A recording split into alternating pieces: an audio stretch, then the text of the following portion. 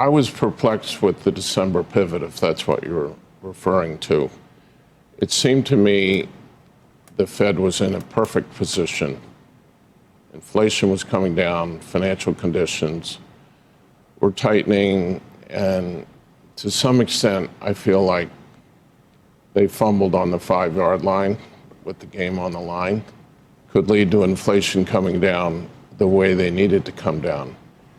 Instead, they set financial conditions on fire again. Bitcoin, I can't remember where it started from, but it went from like 30,000 to 70,000.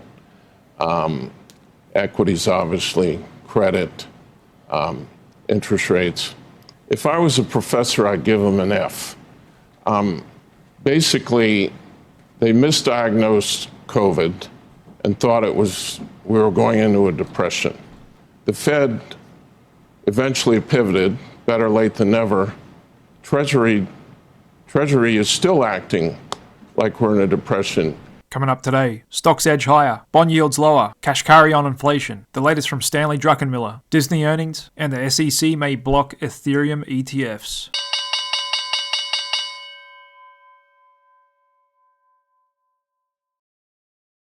Hey, what's up guys? Welcome back to the Click Capital Daily Market Review. And the S&P just put in its fourth consecutive day higher highs, higher lows, as there's nothing really holding down this market right here. However, we are starting to get possibly a little stretched in the short term. I can see in my S&P 500 oscillator getting close to overbought levels at 60. So we may stall out around this 5200 level that we actually just came up and kissed today. However, overall, the market picture is still really bullish. Green everywhere the bulls want it to be, and red everywhere the bulls want it to be. And just a quick reminder, if you enjoy these videos, please go ahead and hit that like button to let the algo know to keep showing these videos in your feed. Also, just looking at the VIX today, getting really oversold here, down in low 13s. You can see my DSI is just about oversold for the first time in months. Third consecutive reversal signal. And on top of that, we've got the VVIX, ultra low here at 74.5. And just going out to a long-term monthly chart, that's the lowest it's been in almost 10 years. And so basically what the VVIX index is volatility of volatility. It shows you the pricing of VIX options. So currently with an implied volatility of 74. In other words, hedging is really cheap here when it comes to options or even the VIX itself. It's also a sign of how relaxed option dealers are as market internals continue to improve. Percentage of stocks above their 50-day average now climbing to 52%, and new highs versus new lows starting to turn back up as well.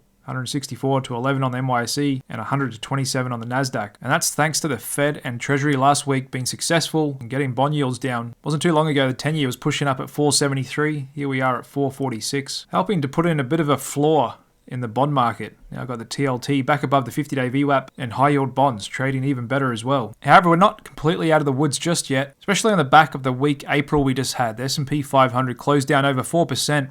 And just looking back in history since 1950, whenever the month of April finishes down, stocks can often struggle until Q4. Second quarter of the year ends up losing 3.5% on average. Q3 is not that much better at 3.1% loss, and it's only until we get to that typically bullish seasonal period of Q4 that the market goes back to climbing again. So we could be still in for a period of weakness here. And like I said, we may consolidate around this 5200 level as we're a little stretched here in the short term. However, potentially later this week, if not next week, we could come up and test those all-time highs, which as of now is still less than 100 points away. And that too could be an area the market finds resistance or at least consolidates. Just looking back at seasonals that we get at this period of time. However, for the here and now, it is pretty much risk on, bullish breadth across the board. And that's because of the Fed and Treasury in their most recent actions have loosened financial conditions, and keep saying that conditions are restrictive, are tight, even though we've got risk assets ripping up to new all-time highs. So like some say, what if Fed policy isn't as tight as believed? And we even heard that from a Fed president today, Kashkari, who's not ruling out the possibility of a rate hike. And to him, inflation settling at 3% is not good enough. So he is coming in a little on the hawkish side here,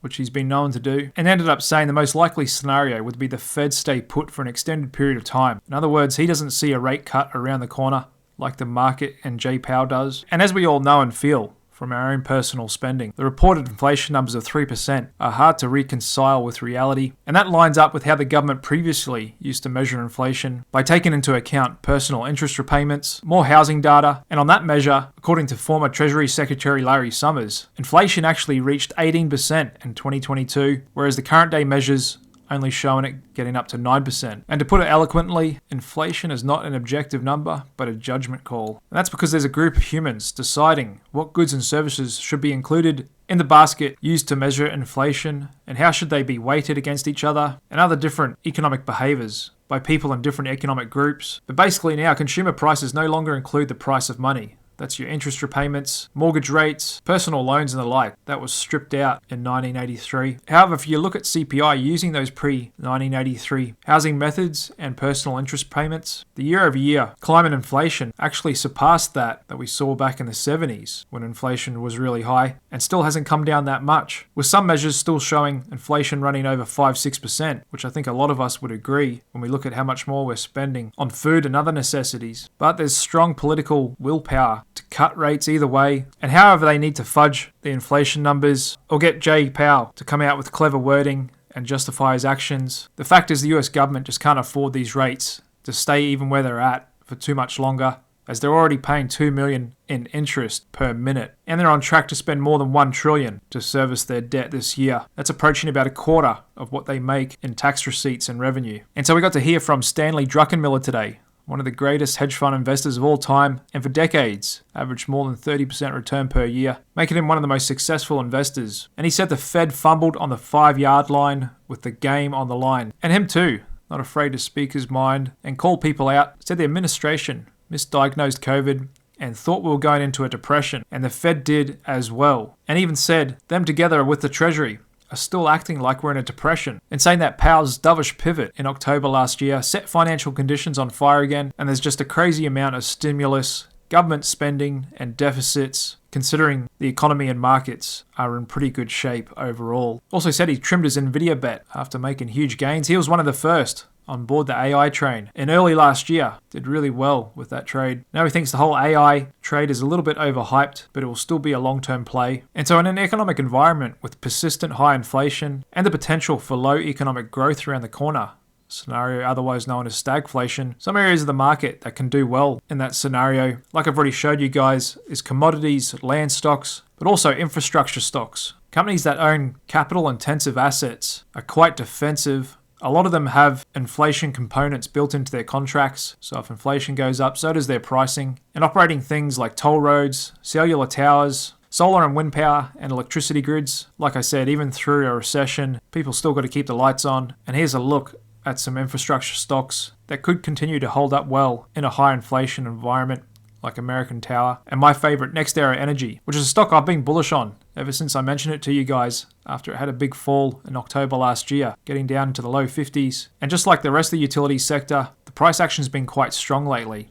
almost as if the market's already trading on a stagflation narrative, as we can see in the utility sector price action, starting to walk the line here on some parabolic momentum. And we're still getting through the thick of Q1 earnings season, about 2/3 of the way through. And we just heard from Disney today, and over the last couple of years, they've just gone from one problem to the next. And a trend we've seen over the last couple of years, a lot of companies that adopt a woke culture seem to be struggling a lot and business contracting, with many key investors departing as well. The Disney Plus streaming business came in well below expectations, and the streaming unit is still losing money, and that's the future for the company. With Bob Iger back, he's focusing on making it a streaming-centric future as cable viewership continues to decline, and they've been on a cost-cutting regime as well, trying to get profitability back. And they just took a big loss on a venture in India, and there's a look at the daily chart, off by almost 10% today after it had been doing well for a couple of months. And just going out to a long-term monthly chart, stock's still well off those 2021 highs above $200 a share, got more than cut in half, and unfortunately now for investors it's almost been a lost decade. We also just heard from the company where the meme mania all started, social media network Reddit. Didn't lose as much money as expected, and so the stock got a pretty good pop here. Still somehow managed to report a first quarter loss of over $500 million, even though their revenue is not even $250 million. They are seeing an increase in daily active users, 82 million up from 60 million in the previous year, with the CFO saying the business is firing on all cylinders. That is if you don't count actually making money as a cylinder. However, the market does like it, up 14% after hours. Just going down to a 5-minute post-market chart here. Ripped up a little bit above $60 a share, and here we are just below 57, which is about there on the chart. Still a bit below those highs above 70. But like Trump Media, this is a wildly volatile stock. And we just heard from SEC Chair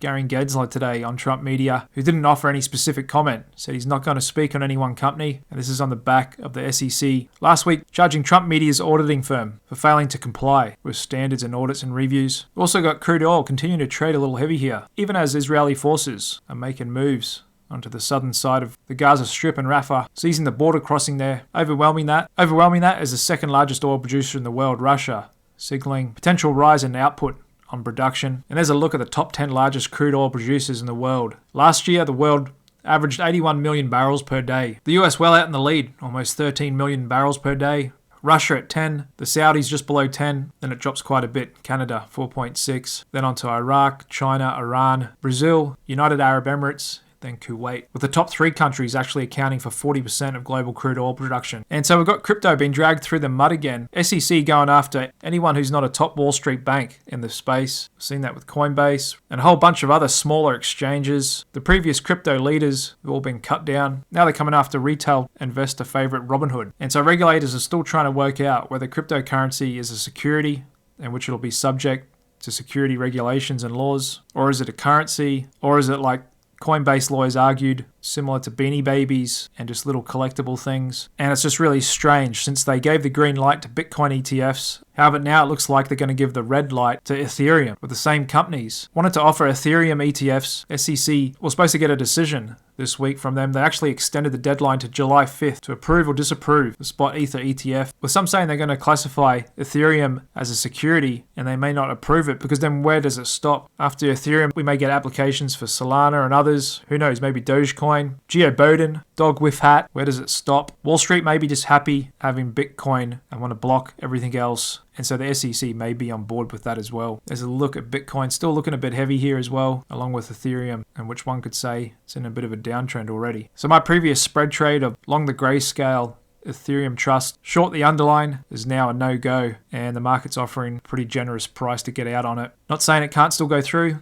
however, I no longer like the odds on this one. With that delay from the SEC, just becomes too much of an unknown. So looking at economic data, we really don't get much out this week. It's pretty quiet, just a few Fed speakers and a 10-year note auction tomorrow. Not much change with Fed fund futures as well. Still pricing in a cut in September and December. Fear and greed index still pretty low here considering the price action in the S&P 500. Still need some more work on Brett, which is pretty low, considering we're less than 100 points from all-time highs in the S&P, and not much action coming out of corporate insiders either. And let's look at gold just continuing to coil up there at the 50, and crude continuing to trade pretty soft here. A little bit of a bounce back in agricultural commodity fund today after we got that strong rip from wheat and corn yesterday. Price of chocolate's really volatile. Cocoa up 13% today. A little bit of a pullback in Chinese securities, along with clean energy. Low volatility, the winning factor today. And got a pretty decent pullback here in the cannabis space after we got news that the DEA is about to reschedule cannabis. That initially sent the sector ripping up, but this market is so good at bait and switch, rug pulling from underneath investors' feet. Thought we'd get a pullback and retracement, however I didn't think we'd get this deep, and so it could be setting up for a bit of a dip buy through all these wicks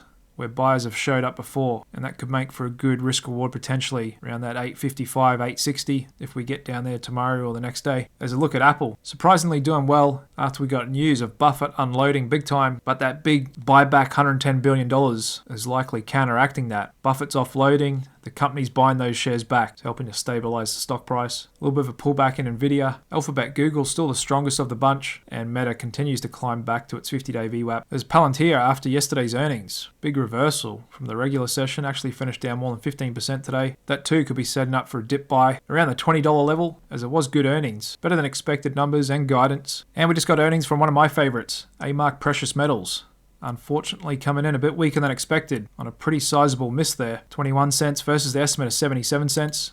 Stock's off 11% after hours, trading around 36, which is just a bit below where we dipped down to a few weeks ago. And as commentary from the CEO, our third quarter results reflect the continued ability of our fully integrated platform to deliver profitable results even in a difficult market environment. During the quarter, we faced a combination of softened demand, premium compression, and elevated gold and silver prices, which led our traditional buyers to become sellers and provided us with the opportunity to purchase their inventory. Despite the challenging environment, we delivered 21 cents per share, generated $12.6 million in non-GAAP EBITDA, including one-time acquisition costs of $2.2 million. The good news is they increased their direct-to-consumer number of customers by 8%. So the good news is the business is growing with the amount of customers that they can sell to. Just looks like they've got some internal logistics going on with this quarter. Maybe with their inventory and their hedging program not allowing a fat enough margin like they used to have. Hopefully they can turn that around quickly. And the good news is they are continuing with their buyback program, repurchasing 204,000 shares during the quarter. And like they said, they did lay out 2.2 million as they continue their path of acquisition, becoming the biggest operator in this space around the world, getting into Asia as well. So I still like the long-term story. Just like any good stock, they're not going to always